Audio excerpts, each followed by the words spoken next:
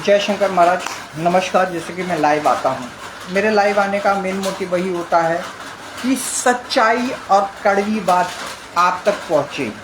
हमें विशाल गौरव समान अधिकार आयोग और क्षमा प्रवीण समान अधिकार आयोग से सिर्फ और सिर्फ अगर कुछ चाहिए सरकार से, प्रशासन से, कानून से, तो वो है परिवार आयोग और परिवार मंत्रालय। आप लोग भी जानते होंगे कि पुरुष आयोग की मांग करने वाले करोड़ों की संख्या में लोग होंगे, महिला आयोग की मांग करने वाले करोड़ों की संख्या में लोग थे। तो क्या होता है, ऐसे मंत्रालय इसलिए बनवाए जाते हैं जिससे कि नेताओं को और डिपार्टमेंट के लोगों को, देखिए महिला आयोग होगा तो महिलाओं के मंत्री, जो महिला मंत्री होंगी, जो महिला बाल विकास मंत्रालय जिनके यहाँ अंडर में होगा, उनको फ़ायदा होगा, महिला आयोग को फ़ायदा होगा, महिला थानों को फ़ायदा होगा, और फिर कोर्ट को फ़ायदा होगा, फिर उसके बाद वकीलों को फ़ायदा होगा, महिला आयोग की जो लाखों NGO हैं उनको फ़ायदा होगा। इसी तरह से, इसी तर्ज पर आजकल 25 सालों से पीड़ित जो पुरुष हैं वो लोग चाहते हैं कि एक पुरुष जैसे महिला आयोग है ऐसे ही पुरुष आयोग हो। तो पुरुष आयोग होने का क्या फ़ायदा होगा? पुरुष आयोग जैसे ही बनेगा, जैसे ही पुरुष आयोग बनेगा, क्या होगा? पुरुष आयोग के लोगों को, पुरुष यानी एक पुरुष मंत्रालय बनेगा। अब जब पुरुष मंत्रालय बनेगा तो आपको भी पता है, पुरुष मंत्रालय होगा तो पुरुष से एक मिनिस्टर होगा। एक मिनिस्टर जो होगा वो जो पुरुष मंत्रालय का अधिकारी होगा, जैसे महिला बाल विकास मंत्रालय है ऐसे ही पुरुष मंत्रालय होगा। उस पुरुष मंत्रालय में एक मंत्री होगा। अब उस मंत्री की इनकम बढ़ेगी, फिर उसके बाद उसके नीचे के थानों के अधिकारियों की इनकम बढ़ेगी, कोर्ट की इनकम बढ़ेगी, वकीलों की इनकम बढ़ेगी। यानी टोटली जितनी भी चीज़ों की डिमांड आज हमारे देश में करी जा रही है, पुरुष आयोग की जो मांग करी जा रही है, उसमें सिर्फ इनकम बढ़ाने का काम किया जा रहा है। परंतु विशाल गौरव समान अधिकार आयोग और क्षमा प्रवीण समान अधिकार आयोग जो डिमांड करता है, वो डिमांड है परिवार आयोग और परिवार मंत्रालय।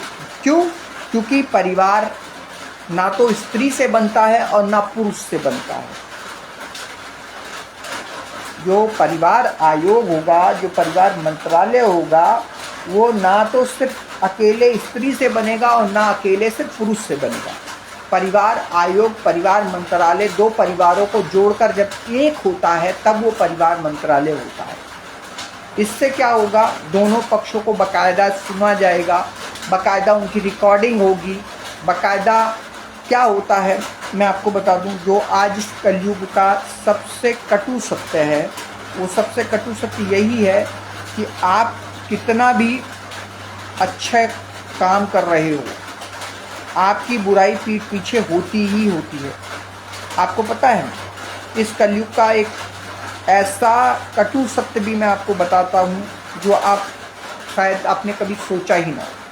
भगवान के मंदिर में भी लोग जाकर के ऐसा चढ़ावा चढ़ाते हैं, आप सोच नहीं सकते। कल्पना, अकाल्पनिक चीज़ें जिसे कहा जाता है कि जो पैसा, जो नोट आपका होता है 10 का, 20 का, 100 का, 50 का, 500 का, जो वो आदमी, वो इंसान नहीं चला सकता, फट गया है, कट गया है या बिल्कुल ही ख़राब हो गया है, वो भगवान के दान पेटी में डाला जाता है। लोग, अब मैं ये बोलूँगा तो लोग क्या कहेंगे, भगवान को पैसे की क्या ज़रूरत? बिल्कुल सही बात है, भगवान को पैसे की क्या ज़रूरत है? बिल्कुल सत्य है, भगवान को पैसे की ज़रूरत नहीं है। परंतु भगवान क्या कहता है कि मैं तुम्हारा भाव देखूंगा। भगवान ने क्या कहा है, जो तुम मुझे दोगे वही मैं तुमको उसका 100 गुना दूंगा। तुम मुझे फटा हुआ नोट दोगे तो मैं तुम्हें फटी हुई तकदीर दूंगा। देता है। क्या है आज के ज़माने में, उसको आपको आपकी तकदीर को फटा हुआ देने की ज़रूरत नहीं है। आपकी औलाद को वो इस तरह बिगाड़ देती है, आपके औलाद के कैरेक्टर को इस तरह से सुंदर बना देती है, वो बनाकर बेचता है। वो ऊपर वाला, वो भगवान जो है ना, आपकी औलाद को इसी तरह से बना के बेचता है कि आप जितना करोड़पति हो, अरबपति हो, आपके जिंदगी भर की जो जमा पूंजी है, जो तुमने नोच कर, घसोट कर, मेहनत करके जैसे भी हासिल करी है ना, वो ख़त्म कर देगा। ये कलयुग की सच्चाई है। बहुत लोगों को बुरा लगेगा, मुझे उससे कोई फर्क नहीं पड़ता, क्योंकि कटु सत्य ही सत्य है, आप इसे नकार नहीं सकते। आज के ज़माने में कहना नहीं चाहिए, शायद ही कोई अच्छा वकील होगा। जिसके जो अच्छा वकील है उसका बेटा बच्चा ज़रूर अच्छा बनेगा, कहीं ना कहीं कुछ अच्छा करेगा, परंतु जिनके वकीलों के, डॉक्टरों के, इंजीनियरों के, कोई भी हो जी, अगर तुम्हारे प्रोफेशन में तुमने कभी किसी को लूटा, सताया, धोखाधड़ी करी, मक्कारी करी, जालसाजी करी, तो तुमको या तुम्हारी औलाद को उसे भुगतना पड़ेगा ही पड़ेगा। मैं आपको बता दूं, मैं अपनी आंखों से देखता हूं, एक सरकारी वकील है, पीपी, हाई कोर्ट का पीपी है, उसकी दोनों औलाद, 2 औलादें हैं उसकी, दोनों ही निकम्मी, नाकारा, नालायक। क्यों? क्योंकि एक का कहना है वो LLB कर रहा है, वो बंदा या बंदी LLB कर रहा है। अब वो जो LLB करके आएगा या आएगी, तो उसके बाप ने उसके लिए एक नौकरी रोक कर रखी है। सोचिए, यानी आज का बच्चा तुम्हारा इतना टैलेंटेड नहीं है कि वो अपने दम पर, कंपटीशन के बल पर एक नौकरी पा सके। ठीक, दूसरा बच्चा पढ़ाई कर रहा है, परंतु मैं आपको बता दूं कि अगर आज उससे 5th क्लास की कोई भी बुक उठाकर रीडिंग करा लीजिए, सिर्फ रीडिंग, मैं ये नहीं कहता क्वेश्चन आंसर करा लो, आज वो 8th 9th क्लास में है और आप उसको 5th क्लास की किताब उठाकर सिर्फ रीडिंग करा दो, कोई से भी, इंग्लिश, हिस्ट्री, हिंदी या अदरवाइज। आप संस्कृत तो छोड़ दीजिए, संस्कृत तो बहुत बड़ी चीज़ हो जाएगी, गड़बड़ हो जाएगी, ठीक है।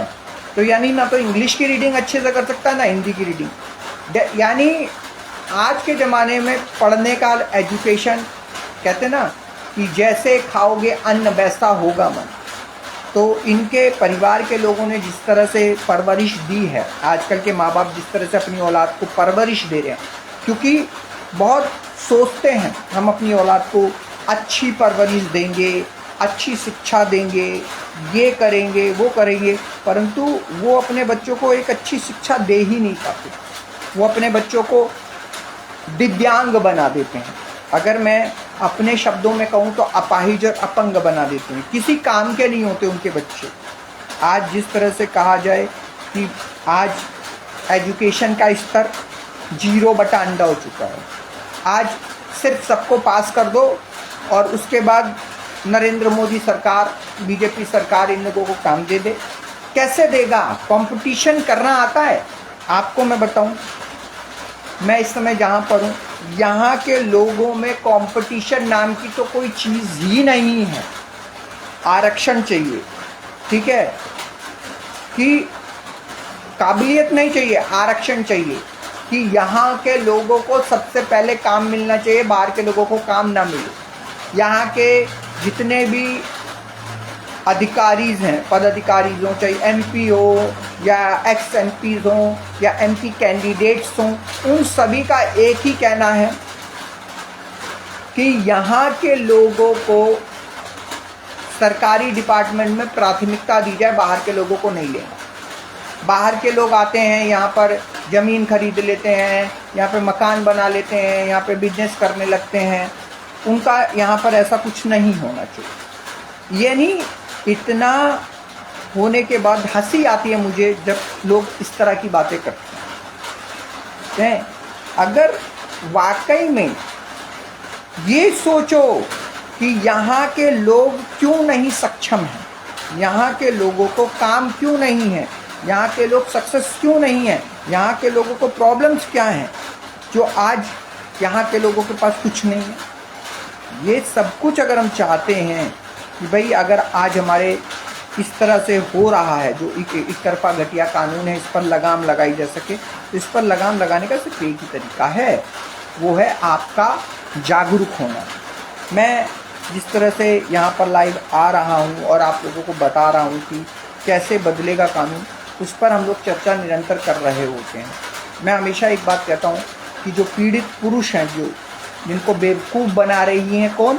वकील और NGO। मैं हमेशा खुलकर विरोध करता हूँ कि वकील और एनजीओ दो संस्थाएं ऐसी हैं जो इनको बेवकूफ़ बना रही हैं। पीड़ित पुरुष के लिए बनाएंगे पुरुष आयोग कहकर पुरुष आयोग जैसी हजारों संस्थाएं और उनके सहयोगी वकील मिलकर लूट रहे हैं पीड़ित पुरुष और उनके परिवारों को।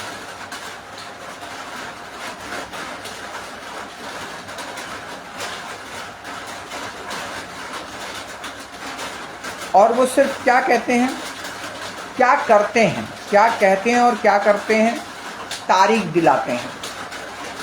दिलाते हैं। उनकी ज़िंदगी भर की जमा पूंजी कोर्ट में पानी की तरह बहा देते हैं, ठीक है। और अगर कोर्ट में गलती से जीत गए तो सामने वाली ने फिर केस डाल देना है दूसरी जगह जाके, फिर शुरुआत हो जाएगी 1 2 3 4 5। और अगर गलती से हार गए तो फिर अब हाई कोर्ट की तरफ रुख करेंगे। जबकि सबसे आसान तरीका नार्को टेस्ट, ब्रेन मैपिंग और पोलियोग्राफी, परंतु ऐसा नहीं होता। सेशन कोर्ट में ही कई साल निकल जाते हैं बाइज्जत बरी होने में।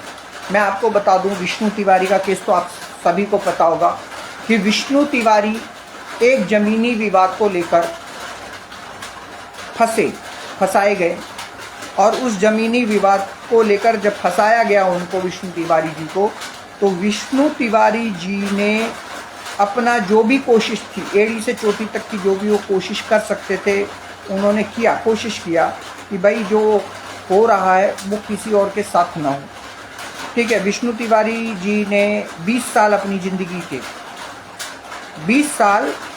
ज़िंदगी के उन्होंने जेल में काटे और बाद में कोर्ट ने उनको बाइज्जत बरी किया। परंतु उस बाइज्जत जो बरी हुए विष्णु तिवारी, हो सकता है विष्णु तिवारी बहुत खुश होंगे कि वो बाइज्जत बरी हुए, परंतु मैं एक ऐसा इंसान हूँ, मैं बिल्कुल भी रत्ती भर भी, क्योंकि उस 20 सालों में विष्णु तिवारी के जीवन का समस्त मान सम्मान, पद प्रतिष्ठा और उनके माँ बाप का मान सम्मान, उनके रिश्तेदारों का मान सम्मान, सब कुछ बर्बाद हो गया। क्यों? क्योंकि एक झूठे रेप के एलिगेशन को आप समझ सकते हैं महिला द्वारा लगाया गया। एक रेप केस तो बहुत बड़ी बात हो जाती है, एक केस सिर्फ डोमेस्टिक वायलेंस, अगर एक महिला ये बोल दे कि हाँ मेरे पति ने और मेरे ससुराल पक्ष के लोगों ने मुझ पर डोमेस्टिक वायलेंस किया, घरेलू हिंसा करी, मुझसे दहेज मांगा, तो सोचिए कि कितना उस परिवार को लोग कितना हीन भावना से देखते हैं, आप समझ सकते होंगे। जिनको मेरी बातों से ऑब्जेक्शन होगा, मुझे कोई फ़र्क नहीं पड़ता, क्योंकि कहते हैं कि सत्य इतना कटु और इतना कड़वा होता है कि आप इसे झेल ही नहीं सकते, आप इसे बर्दाश्त ही नहीं कर सकते। जैसे हम जब यहाँ पर लाइव आते हैं तो हजारों, मैं आपको बता दूं, विशाल गौरव समान अधिकार आयोग के पीछे कोई 2 4 10 वकील नहीं हैं। High court, supreme court, session court के तो अनगिनत वकील पीछे पड़े हुए हैं कि किसी भी तरह से विशाल गौरव समान अधिकार आयोग फेसबुक पेज को बंद करा दिया जाए। क्यों? क्योंकि इसने एक समय 2018 से और अब तक एक चीज़ पूरी तरह से क्लियर कर दी है, साफ कर दिया है कि अगर आज हमारे देश में परिवार आयोग और परिवार मंत्रालय नहीं है तो उसका जिम्मेदार सिर्फ और सिर्फ एनजीओ, पुरुष आयोग जैसी संगठन, पुरुष आयोग जैसी जो पुरुषों के लिए कानून बनवाने की जो बात कर रहे हैं वो लोग, और वो वकील जो कानूनी सलाह देते हैं, तारिक अली जैसे लोग जो कहते हैं कि 497 का विकल्प है, परंतु कभी भी उस 497 का क्या विकल्प है आज तक नहीं बता पाए। 497 का आईपीसी 497 का क्या विकल्प है वो लोग आज तक नहीं बता पाए, परंतु विशाल गौरव समान अधिकार आयोग ने और समा प्रवीण समान अधिकार आयोग ने 2018 जब सितंबर में आईपीसी 497 हटाया गया, तब से ही हम लोग अपनी बातों को निरंतर रखते आ रहे हैं और यही हमने कहा जब 2018 सितंबर में आईपीसी 497 हटाई गई तो हम लोगों ने कहा कि सुप्रीम कोर्ट और केंद्र सरकार ने आईपीसी 497 को हटाकर हिंदुस्तान के घर घर को कोठा बना दिया। इसको अगर हमें वापस राम मंदिर बनाने से राम राज नहीं आ जाएगा। क्यों? क्योंकि आज आप देखिए एक शादीशुदा औरत, एक शादीशुदा मर्द, यानी एक पति और एक पत्नी जो अपनी पत्नी से और एक पति जो अपनी पत्नी से, यानी एक पति अपनी पत्नी से और एक पत्नी अपने पति से चीट कर रही है। चीट तो है ही नहीं। चीट तो मैं चीटिंग तो बहुत बेकार की बात बोलूँगा, चीटिंग नहीं है, चोरी ऊपर से सीना चोरी, यानी खुले आम पति के घर में या पति अपने ही घर में दूसरी महिला को लाता है या उसकी खुद की पत्नी उसके घर में दूसरे पुरुष को लाकर और ऐसे रिश्तों में जाती है।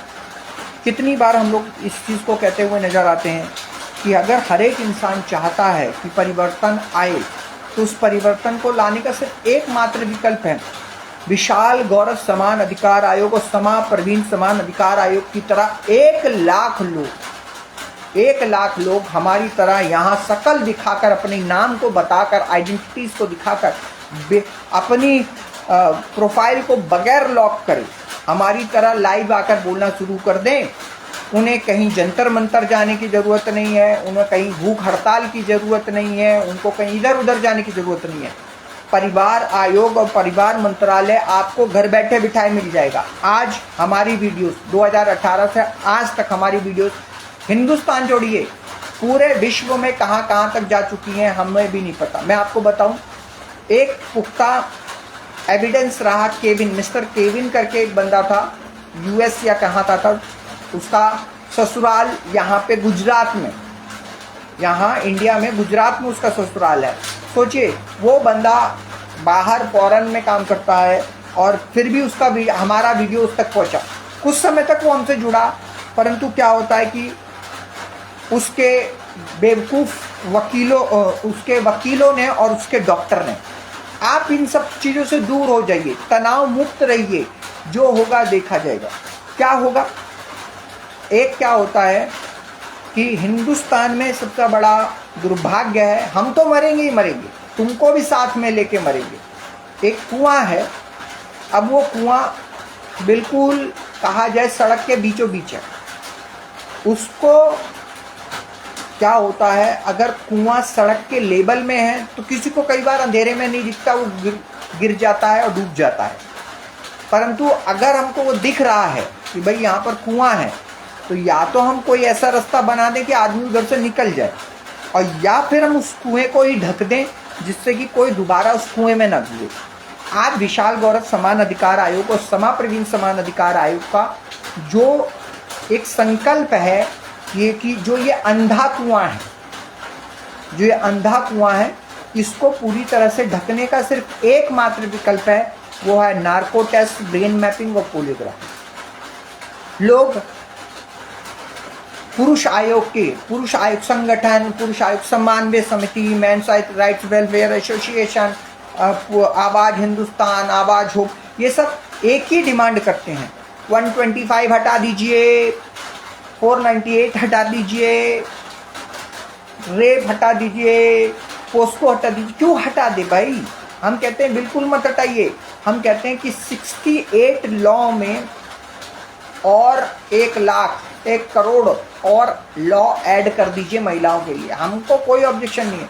1 करोड़ 68 कानून हो जाएंगे महिलाओं के लिए, बहुत बढ़िया बात है, हम सल्यूट करते हैं भाई। 1 करोड़ 68 कानून होने चाहिए, परंतु उस 1 करोड़ 68 कानून में सबसे नीचे हेडलाइंस मेंशन हो कि जो महिला केस कर रही है उसको लिखा जाए, उस पर लिखा जाए narco test, brain mapping, polygraphy. अभी आपको पता है, आपको कोई वकील नहीं बताएगा, आपको कोई एनजीओ नहीं बताएगी, परंतु विशाल गौरव समान अधिकार आयोग आपको सबसे पहले बता रहा है कि अभी राष्ट्रपति जो माननीय श्री राष्ट्रपति महोदया जी जो हैं, उन्होंने पता है क्या एक फरमान, एक चीज़, एक लेटर जारी किया है। और वो लेटर क्या है पता है कि अगर रेप का केस और पोस्को के केस में किसी भी स्टेट में with in hours, with in 1 hours या 2 आवर्स में सुनवाई नहीं शुरू होगी, एफआईआर नहीं दर्ज होगी, एप्लीकेशन नहीं ली जाएगी, तो वहां के मुख्यमंत्री को कुर्सी छोड़नी पड़ेगी। अब आप सोचिए कितनी अच्छी फैसिलिटी हमारी ने माननीय श्री राष्ट्रपति महोदया ने दी। बहुत बढ़िया, मैं इससे बहुत खुश हूं। परंतु राष्ट्रपति महोदया से मैं एक ही अनुरोध करूंगा कि राष्ट्रपति महोदया जी, आपने ये जो कानून, आपने ये जो नियम लागू किया है, इस नियम में आप ये भी तो कह सकते थे कि ठीक है बहुत बढ़िया ये क्लास है, परंतु अगर ये रेप का केस, ये पोस्को का केस झूठा पाया जाएगा तो जिस महिला ने, जिस लड़की ने ये किया है, पोस्को का रेप का केस किया है, फिर उस महिला के साथ, उस लड़की के साथ भरे बाजार में, ऐसे पब्लिक प्लेस पर फिर वो रेप और पोस्को होना चाहिए। क्यों नहीं लागू कर रहे हैं? क्यों भाई? क्यों उन महिलाओं को बचाया जा रहा है जो महिलाएं अपने पति पर एलिगेशंस लगाती हैं, डोमेस्टिक वायलेंस का, 498A का, दहेज प्रथा का केस लगाती हैं और उनको जो है कोर्ट तक घसीटती हैं, और उसके बाद वहां पर उस कोर्ट में जाने के बाद उन महिलाओं का पहले तो शकल छुपाई जाती थी, अब नाम भी छुपा दिया जा रहा है। क्यों? हमारा विरोध इसी बात का है। आप पुरुष के नाम दिखाते हैं, आप पुरुष की शकल दिखाते हैं, बहुत अच्छी बात है, हम खुश हैं, क्योंकि जो गलत है, जो पुरुष या महिला जो गलत है, ऑब्वियस सी बात है उसको सजा होनी चाहिए। उसको सजा नहीं मिलेगी तो हमारे समाज में परिवर्तन कैसे आएगा? आज एक मैं बता दूं, कोई चोर है, कोई बलात्कार है, कोई रेपिस्ट है, कोई जिसने कुछ गलत किया है, अगर आप उसको आप कहते हो कि उसे भी सुधरने का मौका है, बिल्कुल है, परंतु अगर वो सुधरना चाहेगा तभी तो सुधरेगा। परंतु आप एक बात बताइए, आज भगवान ना करे एक 15 साल का लड़का रेप करता है और वो छूट जाता है, क्यों? क्योंकि वो तो नाबालिग है। अब उसको लगेगा यार मैं तो अभी 18 का हुआ नहीं, ठीक है, तो अभी मेरे पास 15 साल, 16 साल, 17 साल, 18 साल, 4 साल बचे हैं। इन 4 सालों में अगर मैं 4000 रेप करूंगा तो भी मुझे सरकार क्या करेगी? ज़्यादा से ज़्यादा 1 आध साल के लिए बाल सुधार गृह में भेजेगी और बाकी तुम बलात्कार कर ही लेगा, मजे ले लेगा। है हमारे देश का संविधान, हमारे देश का कानून, हमारे देश का ऐसा लुल्ल है जिसको हम क्या कहते हैं कि 5 साल का बच्चा, जो 5 साल का बच्चा होता है उसका टिकट लगता है, परंतु वहीं 16 साल का बच्चा जब रेप करता है, 15 साल का, 16 साल का, 17 साल का एक नाबालिग जो बच्चा रेप करता है तो उसको नाबालिग करार करके छोड़ दिया। ये है हमारे देश का लुल्ल संविधान और हम इसी का विरोध करते हैं। हम कहते हैं भाई रेप करने वाला चाहे बालिग हो या नाबालिग, उसको भरे चौराहे पर खड़ा करके जब तक उसकी बॉडी में इतने छेद ना कर दो कि उसके छेद गिने ना जाए, इतने छेद होने चाहिए कि वो छेद कभी गिने ना जाए, तब जाकर हमारे देश से रेप खत्म होगा, तब हमारे देश से पोस्को खत्म होगा। और इसी तरह से जिस दिन हमारे देश में हर केस में, जितने भी केस होंगे ना, उन केसों में narco test, brain mapping, polygraphy जैसे टेस्टों की अनिवार्यता को प्राथमिकता दी जाने लगेगी, उस दिन हमारे देश से केस खत्म हो जाएंगे। जब narco test, brain mapping, polygraphy जैसे टेस्ट हमारे इन केसों के लिए होने लगेंगे तो आपको मैं बता दूं, जो केस आज की सरकार कहती है 3 साल में खत्म होनी चाहिए, परंतु 3 साल, मैं आपको 3 साल तो बहुत दूर की बात रही, चार्जशीट फाइल करने में, पुलिस वालों को एक चार्जशीट फाइल करने में 1 से 1.5 साल, 2 साल लग जाते हैं, सोचिए। परंतु वहीं पर अगर लिखा होगा कि हाँ भाई जिसने केस डाला है उसका नार्को टेस्ट करा दिया जाए, बस भाई एफआईआर लिखने को मना नहीं कर रहा, हम कह रहे तुरंत एफआईआर लिखिए, लड़की और लड़की के परिवार को जो जो उस एविडेंस में शामिल हैं उन सब का नार्को करा दीजिए। ब्रेन मैपिंग, पोलियोग्राफी, इन तीनों में से एक टेस्ट करा दीजिए। अपने आप ही वो रिपोर्ट उठा करके उस फाइल के नीचे लगा दीजिए। और अगर आपको लगता है कि हाँ अब केस जेन्युइन है तो आगे बढ़ाइए, और अगर लगता है कि नहीं भाई ये झूठ बोला गया है, क्योंकि नार्को टेस्ट में, ब्रेन मैपिंग, पोलियोग्राफी, इन तीनों टेस्ट में से एक टेस्ट में भी वो क्लियर होकर सामने आ जाएगा। जब सामने आ जाएगा तो ऑब्वियस सी बात है, अब क्या होना चाहिए? अब क्या होना चाहिए कि भाई उस सेटिस्फाई कॉपी को, जो नार्को टेस्ट की कॉपी है, उसको कोर्ट में सबमिट कर दिया जाए। और फिर वहां पे जज साहब से पूछा जाए कि जज साहब इस आदमी पर, इस महिला द्वारा झूठा रेप का, झूठा पोस्को का 125 और 498A DV जैसे ये झूठे केसेस लगाए गए, और ये झूठे cases narco test, brain mapping, polygraphy में झूठे पाए गए हैं। बताइए इसका क्या करना चाहिए? अब क्या होगा? इससे कोर्ट का समय बचेगा। फिर कोर्ट क्या करेगा? फिर कोर्ट उस महिला पर जिसने झूठा केस किया था उस पर एक मोटी पेनल्टी लगाकर भाई बात को खत्म कर सकता है। और अगर लगता है कि हाँ भाई उस नार्को टेस्ट में लगता है कि हाँ भाई नहीं, महिला बिल्कुल सत्य बोल रही है, सत्यवादी राजा हरिश्चंद्र है, तो फिर तो भैया हम कहता है कि उस आदमी को लाओ और उसका भी नार्को टेस्ट कराओ, दोनों का नार्को टेस्ट को मैच करो और उसके बाद डिसीजन दे दो। तो ये भी करने में सिर्फ 1 साल के अंदर ये केस खत्म हो जाएंगे।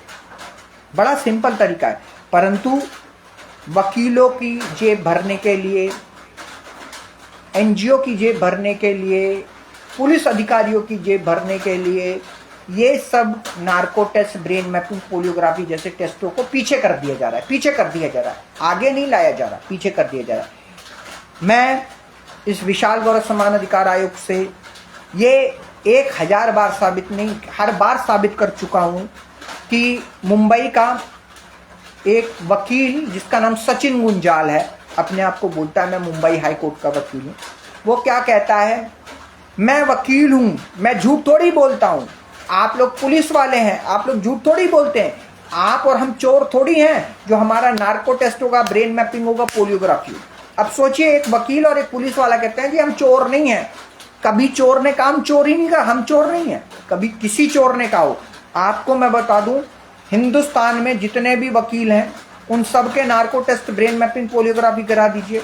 जितने भी पुलिस वाले हैं इनके narco test, brain mapping, polygraphy करा दीजिए। जितने मिनिस्टर्स हैं, MP MLAs हैं, इन सब के narco test, brain mapping, polygraphy करा दीजिए। मैं कहता हूं 99% सबकी भैंस पानी में चली जाएगी। हम कहते हैं यहाँ पे विशाल गौरव समान अधिकार आयोग और समा प्रवीण समान अधिकार आयोग क्यों लाइव होता है? इसीलिए तो लाइव होता है। हमारे लाइव आने का उद्देश्य है कि दोषी कोई बचे नहीं और बेगुनाह कोई फंसे नहीं। हमारा उद्देश्य यही है, हमारा निरंतर उद्देश्य, लगातार उद्देश्य यही है कि जो बेगुनाह है उसको रत्ती भर भी खरोच ना आए। मैं आपको बताऊं, जब अतुल सुभाष ने अपनी जीवन लीला समाप्त करी, उससे 1.5 साल पहले अतुल सुभाष ने मुझसे कांटेक्ट किया था। तब मैंने अतुल सुभाष से बोला था कि भाई तुमको हमारी तरह लाइव आना है, तब तुम कुछ कर पाएगा। तो अतुल सुभाष ने क्या कहा था पता है? आपके साथ कितने लोग हैं?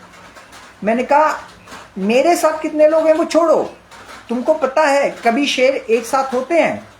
कुत्तों का झुंड इकट्ठा हो सकता है, एक कुत्ता भौंकेगा, दूसरा भी आके भौंक देगा, तीसरा भी भौंक देगा, चौथा भी भौंकेगा, पांचवा भी भौंकेगा, फिर कुत्तों के झुंड इकट्ठे हो जाएंगे भौंकने के लिए। परंतु शेर का झुंड कभी भी जल्दी से इकट्ठा नहीं हो सकता।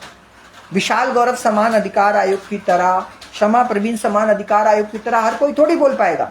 मैं आपको बताऊं, देखिए हमारे पास बहुत सारे लोग थे, मैं नाम नहीं लूंगा, नाम लूंगा तो चिढ़ जाएंगे लोग।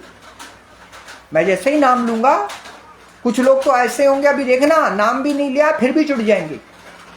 क्यों?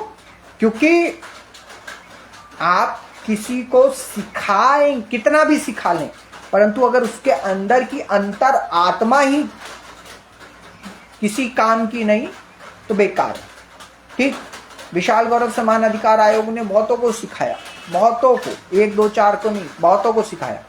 कुछ लोगों को थे, बोलते थे। फिर लोगों का यही कहना आ गया कि जी विशाल जी तो लाइव में सबकी इज्जत उतार देते हैं। भाई अगर तुमने गलती करी है तुमको सुनना पड़ेगा, इसी लाइव में सुनना पड़ेगा। क्यों? क्योंकि अगली बार तुम ये गलती ना करो।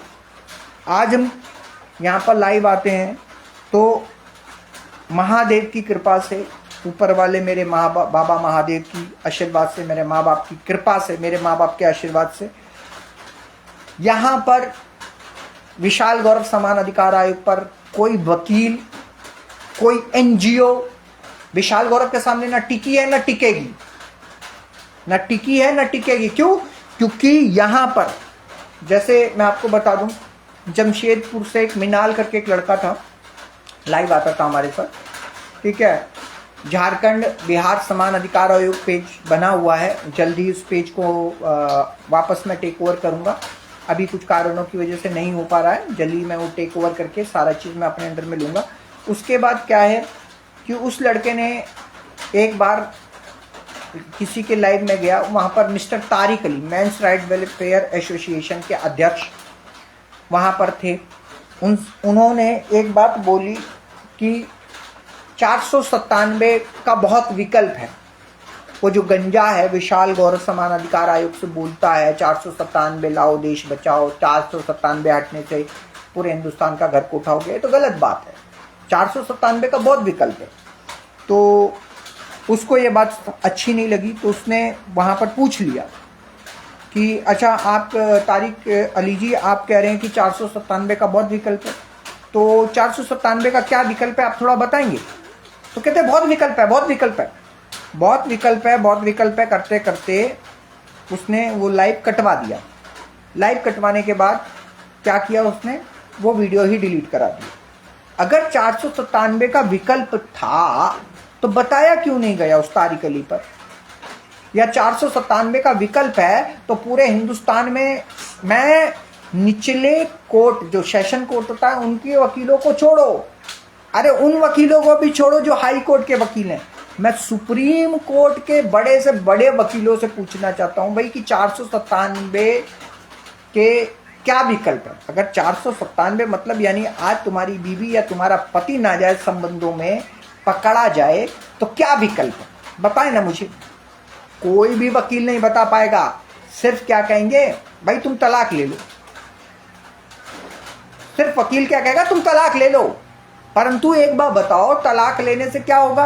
अब जैसे सिद्दीकी जी हैं, सिद्दीकी जी कभी भी ओरिजिनल आईडी से कभी जिंदगी में लाइव नहीं आए। अभी कुछ दिन पहले इनसे बात हुई कि जिंदगी में ओरिजिनल आईडी से कभी लाइव नहीं आए, कभी शक्ल दिखा के ठीक से बोले नहीं। इन्होंने एक वीडियो बनाया और नेक्स्ट थोड़ी देर में डिलीट कर दिया। इन्होंने कहा हम अलग अलग नाम से आइडिया बनाया है।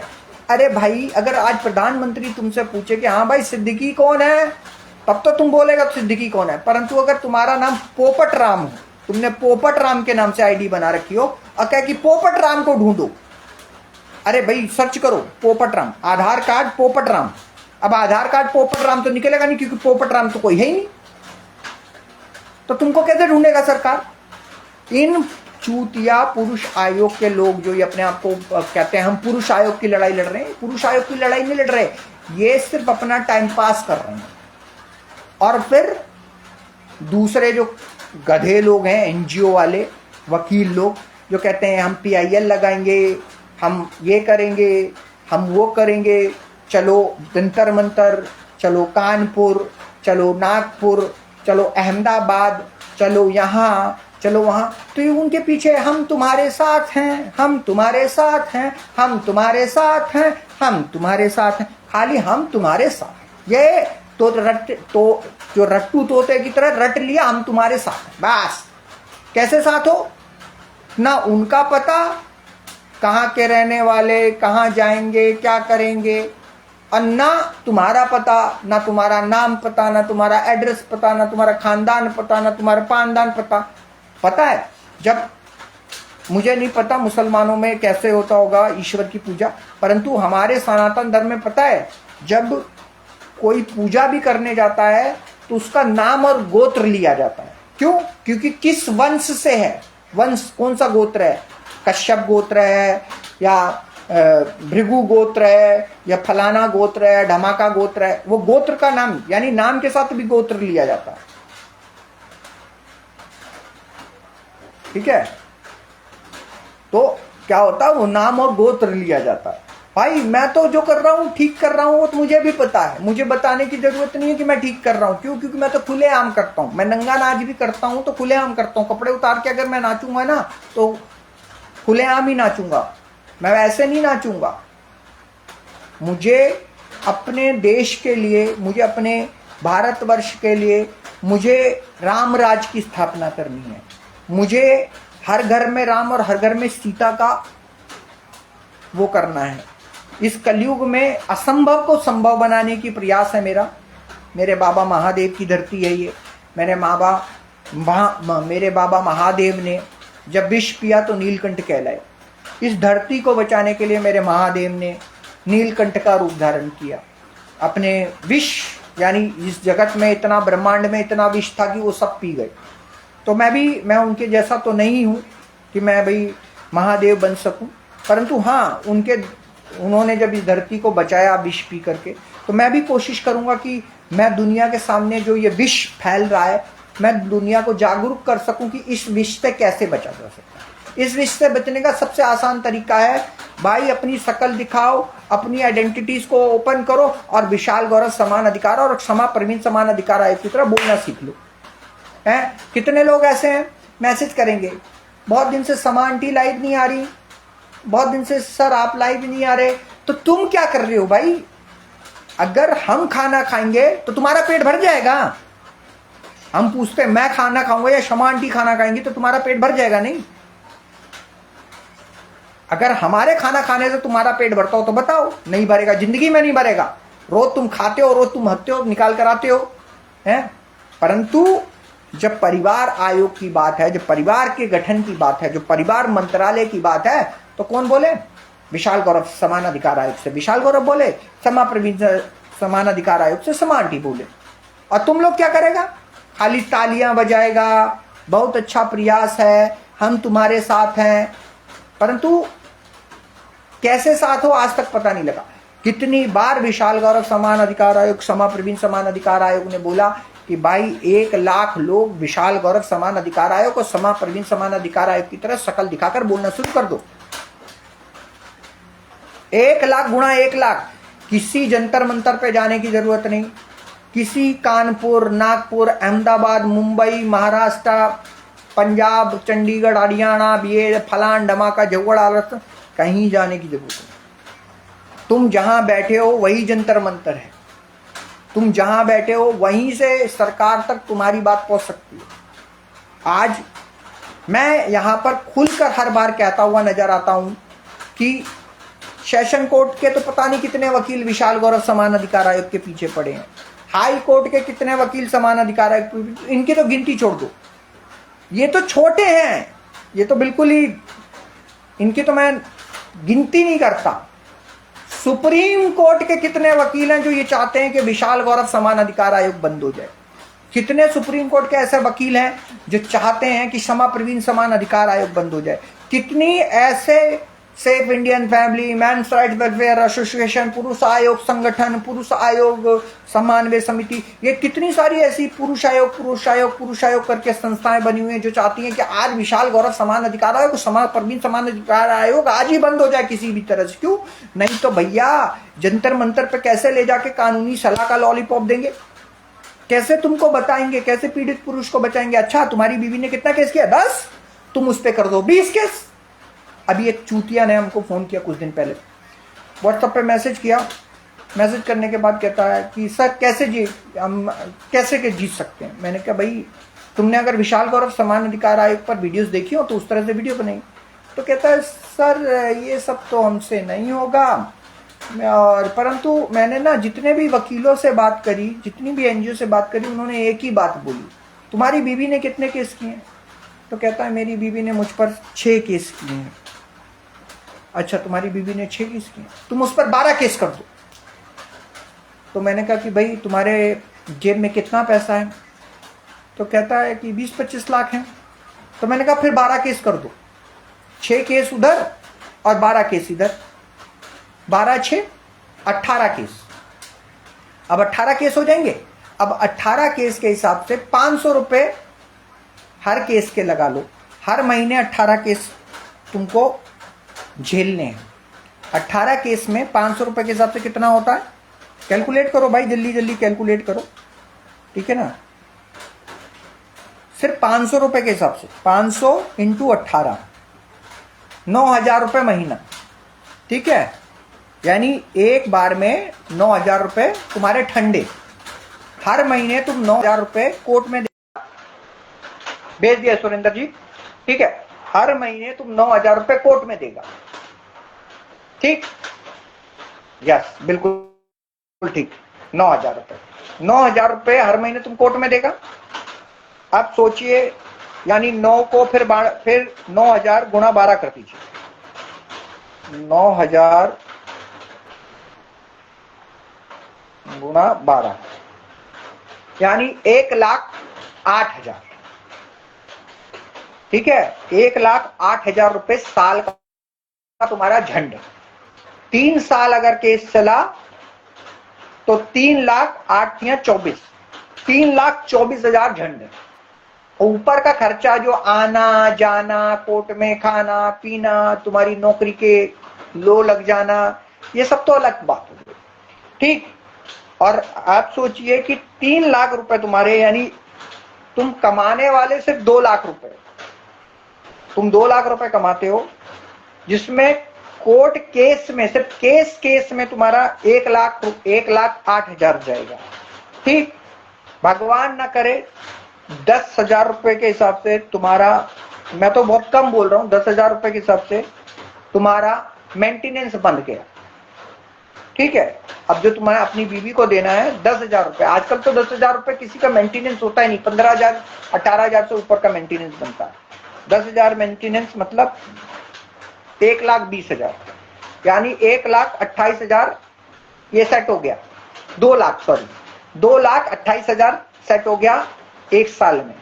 अब तुम्हारे माँ बाप तो फ्री में नहीं आएंगे, 5,000 उनके लगा लो, ठीक है। 60,000 हो गए। 2,28,000 में 60,000 और जोड़ो, 6 2 8, 2,80,000, 80,000 हो गए। साल का मान लो 20,000 तुम्हारा हो गया, 3 लाख रुपए हो गए। 3 लाख रुपए साल के तुम्हारे झंड। अब क्या करोगे भाई? तुम्हारी तो किडनी जो तुम्हारी जिंदगी भर की जो जमा पूंजी थी वो तो तुम्हारे निकलनी शुरू हो गई। कितने? बहुत ज्यादा खींच के 3 सालों में तुम कंगाल हो जाएगा। 3 सालों में तुम्हारा 3-3 लाख के हिसाब से 3 6 3 9 यानी 10-12 लाख के हिसाब किताब हो गया। 12 लाख तुम्हारे झंड।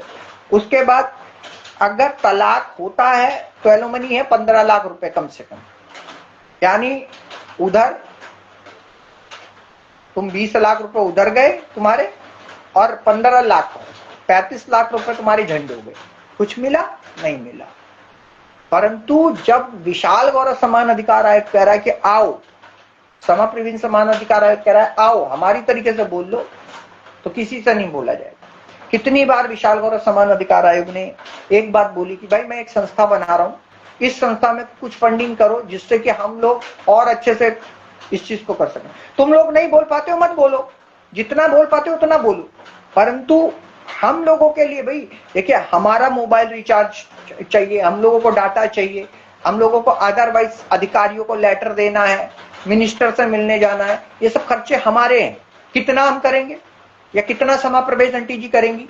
एक पुअर फैमिली से मैं और समा आंटी कोई करोड़पति फैमिली से नहीं है, कोई लखपति फैमिली से नहीं है, मिडिल क्लास से भी नीचे से बात करते हैं हम लोग, ठीक है।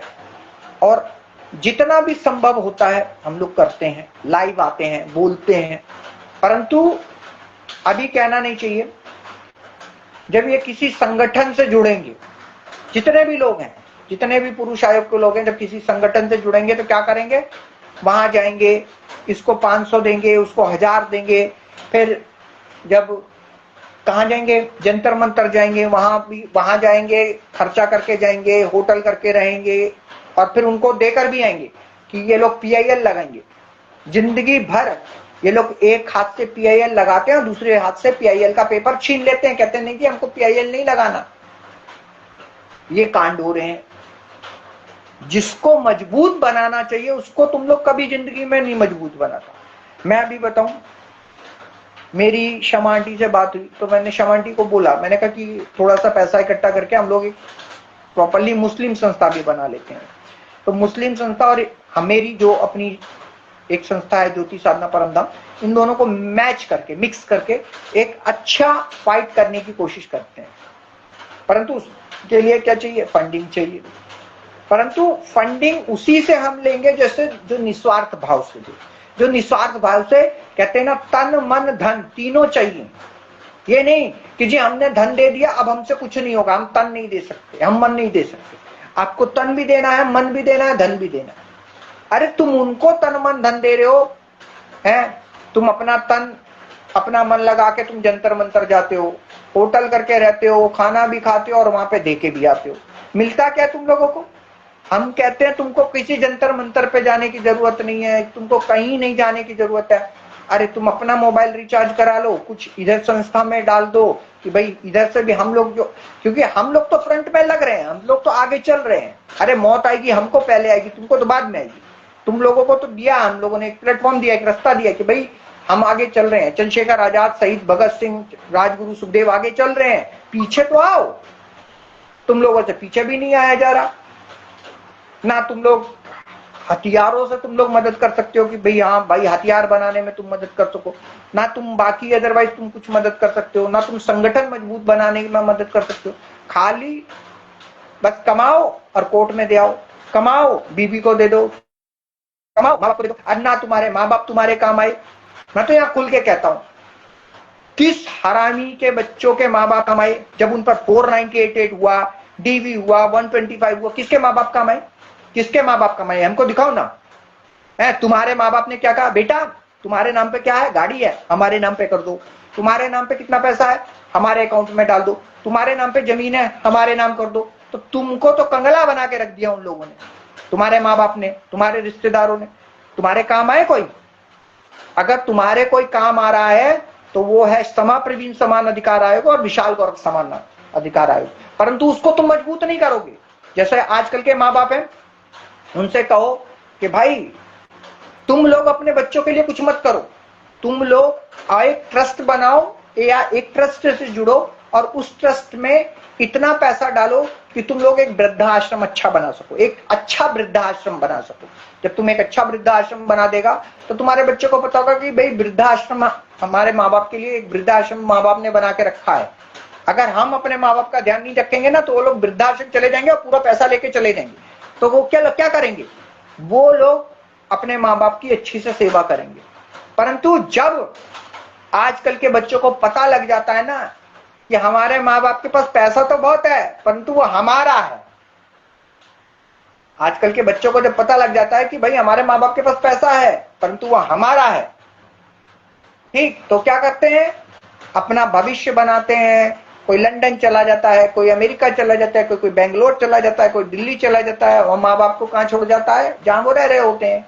और कुछ दिन में आता है, घूम फिर के आता है, कहता है मम्मी ये मकान बंटवारा कर दो। सीधे तो नहीं बोल पाता, आऊ चाऊ करके कहता बंटवारा कर दो। माँ बाप भी कहते हैं अच्छा कर देंगे भाई। तो क्या होता है? आपने बागबान फिल्म देखी होगी। अच्छा ठीक है, बंटवारा हो गया। अब माँ बाप को एक लेके जाता है, कुछ महीने रखता है, वहां पे बीबी से और सब लड़ाई झगड़ा होता है। वो फिर फेंक देता है माँ बाप को, हम नहीं रख पाएगा, दूसरे के पास जाओ। फिर दूसरे के पास रहते हैं, वहां पे भी वही हो जाता है। फिर उसके बाद दोनों एक साथ होते हैं, तू रख तू रख तू रख तू रख तू रख तू रख करते करते निकाल देते हैं। अब क्या होता है? माँ बाप ने तो कभी जिंदगी में कुछ किया नहीं था। माँ बाप ने जितनी जिंदगी की जमा पूंजी थी किसको दे रही? बेटा बेटी को। अब बेटा बेटी ने दोनों ने पाछा पे दिया लात, लात देके भगा दिया।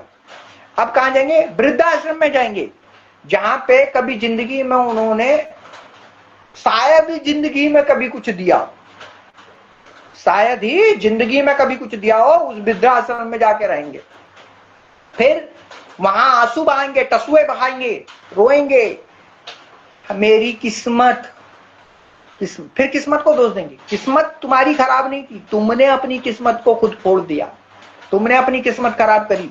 जब तुमको ये समझाना था, भाई आज के जमाने में बच्चे को नोटों के बंडल नहीं देने हैं, उनको काबिल बनाना है। अगर वो काबिल बन जाएंगे तो नोटों का बंडल बना देंगे। अगर बच्चे काबिल बन गए ना तो नोटों का बंडल बना देंगे, चिंता मत करो, तुम्हारे लिए नाम भी बना देंगे। जीते जी अगर मैं आज, मुझे लोग गुरुजी कहते हैं, ये मेरे माँ बाप का आशीर्वाद है, मेरे महादेव की कृपा है, ठीक है। मैं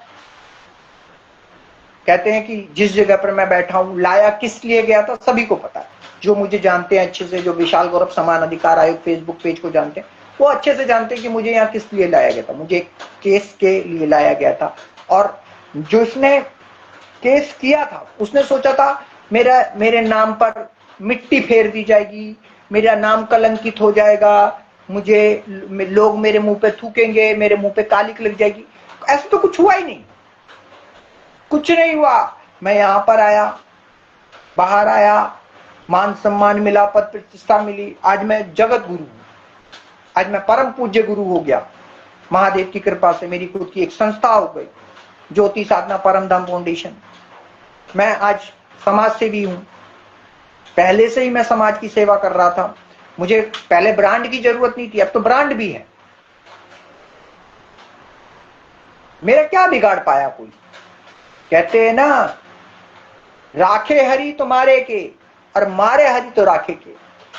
जब नारायण महादेव मेरे बाबा मुझे बचाने के लिए खड़े हैं ना, तो किसी माई के लाल में दम नहीं है कि मुझे फंसा सके। अरे वो मुंबई हाई कोर्ट का जो वकील अपने आप को बताता था, सचिन गुंजाल, क्या उखाड़ पाया मेरा, क्या उखाड़ पाया?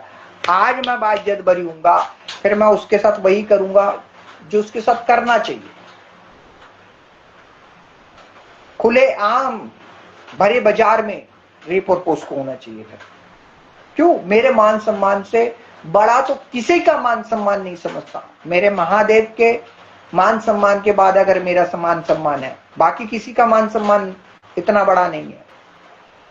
मुझे मेरा मान सम्मान पूरी तरह से चाहिए, और वो मैं लेके रहूंगा। उसके लिए बाय हुक और बाय कुक, ये विशाल गौरव समान अधिकार है, बोल रहा हूं, कोई चोरी छिपे नहीं बोलता।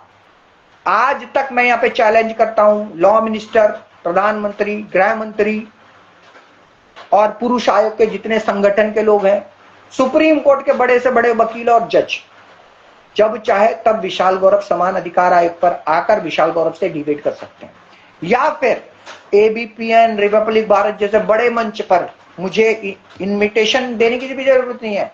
मुझे बुलाएं, मैं आऊंगा, और इन सबसे एक साथ मैं ये कहूंगा कि ये जितने भी लोगों का नाम लिया, ये सब एक साथ, और विशाल गौरव और क्षमा प्रवेश आंटी ये एक तरफ, विशाल गौरव और क्षमा प्रवेश आंटी एक तरफ, और ये जितने भी प्रधानमंत्री से लेकर गृह मंत्री, आपका लॉ मिनिस्टर, सुप्रीम कोर्ट के सारे जज और सुप्रीम कोर्ट के सारे वकील, और ये पुरुष आयोग संगठन और महिला आयोग, सब एक तरफ। दिखा दूंगा इन लोगों को कि इन लोगों ने कैसे हिंदुस्तान के घर घर को कोठा बना दिया।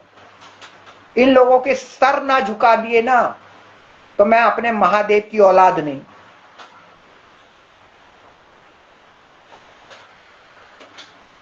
इन लोगों के लिए सिर्फ एक चीज, नार्को टेस्ट, ब्रेन मैपिंग और पोलियोग्राफी। मैं विशाल गौरव समान अधिकार आयोग से, असमा प्रवीण समान अधिकार आयोग से निरंतर हम लोग यही बोलते हैं कि जितने भी ये केसेस हो रहे हैं, 498 हो, डीवी हो, 125 हो, 376 हो, पोस्को हो, इन सभी केसों में narco test, brain mapping, polygraphy की जैसे टेस्टों की अनिवार्यता को प्राथमिकता देने के लिए विशाल गौरव समान अधिकार आयोग और समा प्रवीण समान अधिकार आयोग पर तन मन धन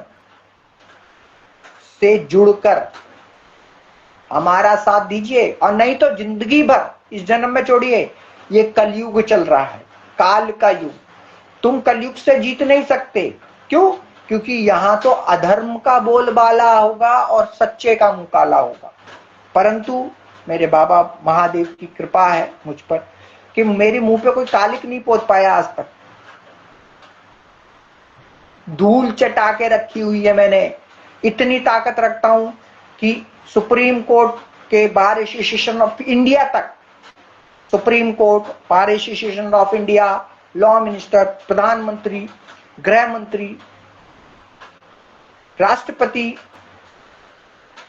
महोदय को यहां चैलेंज करता हूं। सुप्रीम कोर्ट के सारे वकीलों को चैलेंज करता हूं, सुप्रीम कोर्ट के सारे जज को चैलेंज करता हूं कि आइए मुझसे डिबेट करिए।